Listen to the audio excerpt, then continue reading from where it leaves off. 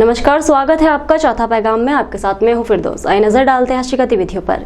जिले में 2 मरीज मिलने के बाद जिला प्रशासन ने रोको टोको मुहिम दोबारा शुरू कर दी है, जिसके तहत मास्क नहीं लगाने पर 100 रुपए जुर्माना देना होगा। रविवार के दिन जिले में मिले 2 कोरोना मरीजों ने सबकी चिंता बढ़ा दी है। बुरहानपुर का एक मरीज और दूसरा मरीज जलगांव का पाया गया है। फिलहाल दोनों मरीजों का उपचार चल रहा है। वहीं प्रशासन ने इसे गंभीरता से लेते हुए फिर से कोरोना के खिलाफ अभियान शुरू कर दिया। इसके लिए कलेक्टर ने संयुक्त कलेक्टर कार्यालय से रोको टोको टीमों को रवाना किया। कलेक्टर ने कहा कि जो पुराने नियम थे उन्हें फिर से लागू किया जा रहा है। बाहर से आने वाले लोगों को थर्मल स्कैनिंग किया जाएगा। इसके अलावा टीमों में जो क्वारंटीन मरीज है उनके लिए भी टीमें बनाई गई। जिला कलेक्टर कार्यालय से निकलते ही रोको टोको टीमों ने अपना काम शुरू कर दिया है। इसमें कई अधिकारी कर्मचारी शामिल है। जगह जगह टीमों ने बिना मास्क के घूम रहे लोगों पर कार्रवाई की है और लोगों को समझाइश दी। देखिए, महाराष्ट्र आने जाने वाली बसें हो, चाहे एपे हो और चाहे आपका जो छोटे वाहन है या जो चौपहिया वाहन है, दुपहिया वाहन है, और इवन बुरहानपुर शहर के सभी जो व्यापारिक क्षेत्र है या सार्वजनिक स्थान है, उन सब जगहों पर, उन सब स्थानों पर मास्क की कंप्लेंट्स को बढ़ाने के लिए अभी मैंने आप लोगों ने देखा है कि लगभग 20 टीमें रवाना करी है। ये टीमें जो है, जो लोग मास्क के बिना रहेंगे उन पर चालानी कार्रवाई भी करेगी और लगातार जो है ये काम हमारा चलता रहेगा।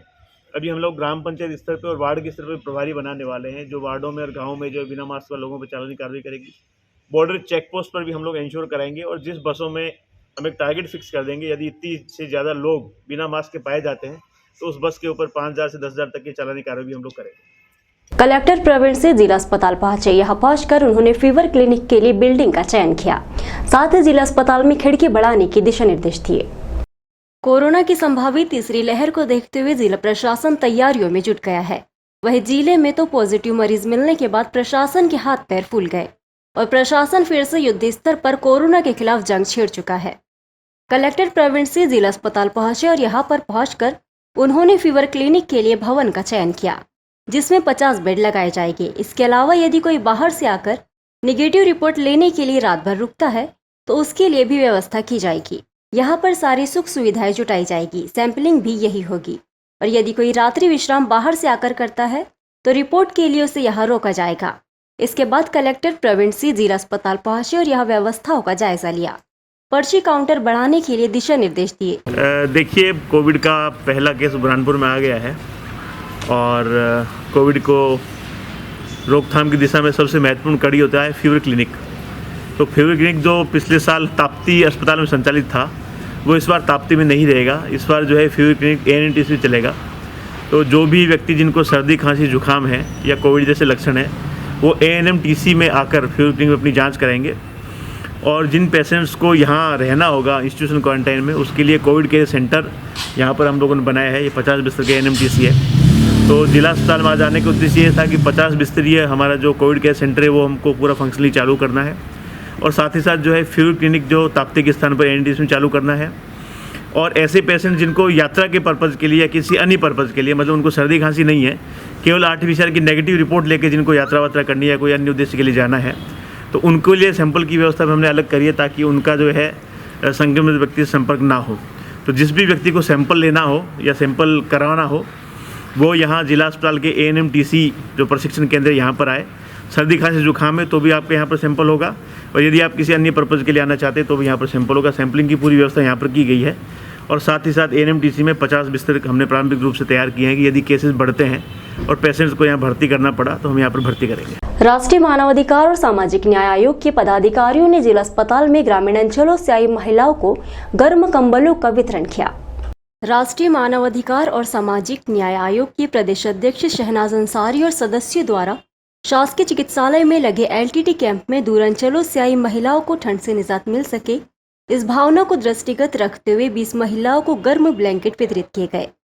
इस ऑपरेशन के सूत्रधार इंदौर से पधारे सर्जन डॉक्टर मोहन सोनी द्वारा एलटीटी ऑपरेशन सफलतापूर्वक किया जा रहा था।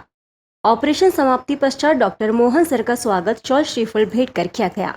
इस अवसर पर प्रदेश अध्यक्ष शहनाज अंसारी, जिला उपाध्यक्ष सुनील सलूजा जी, महिला जिला उपाध्यक्ष नीता पाटिल, जिला सचिव शकील मंसूरी, महिला प्रकोष्ठ जिला सचिव कामिनी मावले, महासचिव अरुण कुमार जोशी, डॉक्टर निखत अफरोज, ममता शर्मा, आसिया मंसूरी, सुशीला वरोले, अतुल्ला खान, अजीम अंसारी, एहसान अहमद सहित अस्पताल स्टाफ मौजूद रहे। सोमवार को लगभग 150 स्कूलों में वैक्सीनेशन का काम शुरू किया गया, जिसमें बच्चों को उनके अभिभावकों के मोबाइल पर रजिस्ट्रेशन कर वैक्सीन की पहली डोज लगाई गई।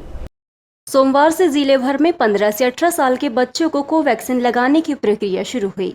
54 स्कूलों को वैक्सीनेशन सेंटर बनाया गया। विद्यार्थियों में उत्साह नजर आया। मौके पर रजिस्ट्रेशन फिर वैक्सीनेशन किया गया। वैक्सीनेशन के लिए विद्यार्थियों में खासा उत्साह देखा गया। इसके लिए 137 स्वास्थ्य कर्मियों की टीम लगी। मौके पर ही रजिस्ट्रेशन किए जाने के बाद वैक्सीनेशन किया गया। शासकीय कन्या उच्चतर माध्यमिक विद्यालय चौक बाजार प्राचार्य मनोरमा प्रजापति ने बताया कि 169 छात्राओं ने वैक्सीन लगवाई। इसमें कक्षा 8वीं से 12वीं तक की छात्राएं शामिल थी। इसी तरह सावित्रीबाई फुले कन्याशाला में 300 छात्राओं ने वैक्सीन लगवाई। सीएमएचओ डॉक्टर राजेश सिसोदिया ने बताया कि एक दिन में 28,000 बच्चों को वैक्सीन लगाने का लक्ष्य रखा गया है। इसके बाद आंगनवाड़ी केंद्रों के माध्यम से शाला त्यागी बच्चों का वैक्सीनेशन किया जाएगा। कलेक्टर प्रवीण सिंह ने कहा कि जिले भर की 150 स्कूलों के विद्यार्थियों को वैक्सीन लगवाई जा रही है और ये काम जारी है और लोगों से उन्होंने अपील की है कि आगे आए वैक्सीन लगवाए।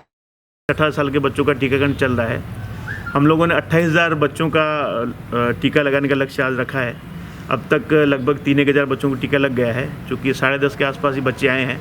तो हमने कहा था कि सारे बच्चे नाश्ता करके आएँ, तो अभी टीकाकरण चालू है। शाम तक जो अच्छा टीकाकरण होएगा, उसके बाद वापस बुधवार को पुनः स्कूल में हम लोग टीकाकरण कराएंगे। मंगलवार को ऑफ रहेगा। जिले के मुकबधिर स्कूल के विद्यार्थियों ने भी लोगों से कोरोना का टीका लगाने की अपील की है।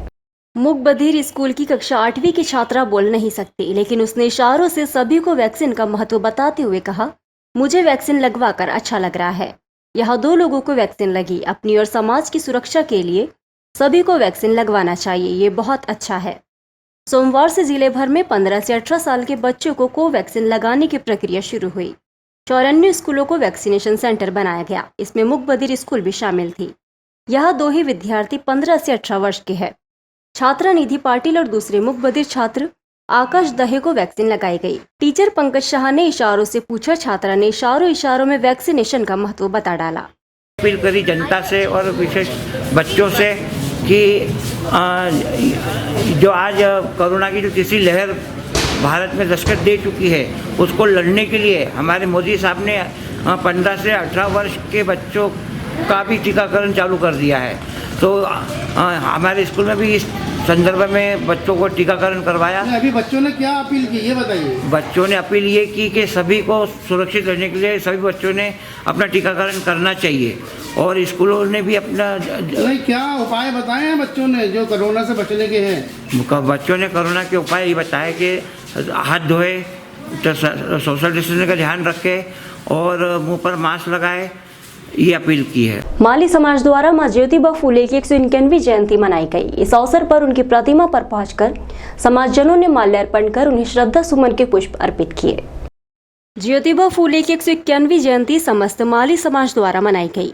इस अवसर पर समाजजनों द्वारा सुभाष स्कूल के पास स्थित मां ज्योतिबा फुले सावित्रीबाई फुले की जयंती को लेकर प्रतिमा पर माल्यार्पण किया गया।